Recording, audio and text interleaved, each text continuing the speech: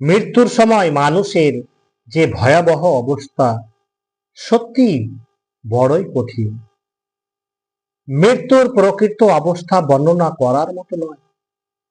তবে এতটুকু বলতে পারি যে আমার মনে হচ্ছে যেন দুনিয়ার উপর আকাশ ভেঙে পড়েছে, আর আমি এ উভয়ের মাধ্যমে পিষে যাচ্ছি, পিষিত হচ্ছি, এবং আমার কাঁধে মনে হয় কোনো পাহাড় রাখা হয়েছে, পেটে খেজুরের কাঁটা ভরে দেওয়া হয়েছে, আর মনে হচ্ছে যে আমার নিঃশ্বাস সেই খেজুরের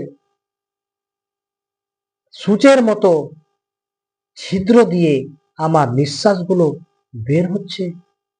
নবী করিম সাল্লাল্লাহু আলাইহি সাল্লাম ঈমানদার ও কাফেরের মৃত্যুর পৃথক ধরনের কথা বর্ণনা করেছেন, যার সারসংক্ষেপ হলো, যখন ঈমানদার ব্যক্তির মৃত্যুর সময় হয় তখন সূর্যের ন্যায় আলোকময় চেহারা সুসম্পন্ন ফেরেশতা জান্নাত থেকে সুগন্ধময় রেশমি কাপড় সাথে নিয়ে এসে ঈমানদার ব্যক্তিকে সালাম করে।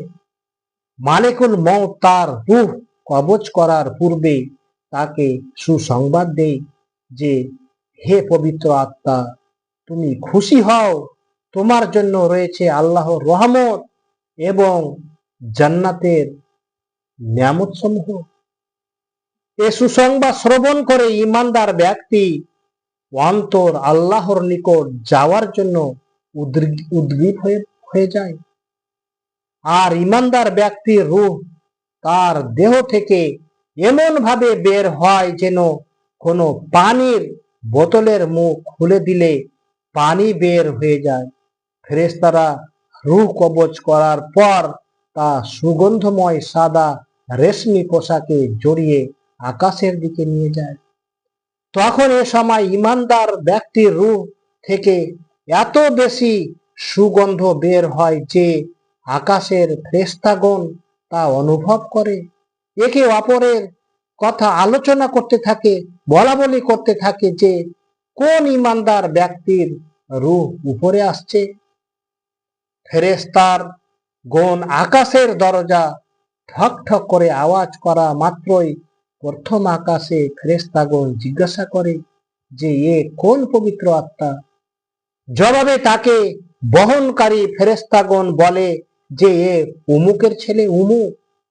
তখন আকাশের ফেরেশতাগণ তার জন্য দরজা উন্মুক্ত করে দেয় এবং তাকে সুস্বাগতম জানায়। ওই পবিত্র আত্মাকে আল্লাহর রহমত ও নেয়ামতের সুসংবাদ দেয়। ফেরেশতাগণ তাকে দ্বিতীয় আকাশে নিয়ে যায়।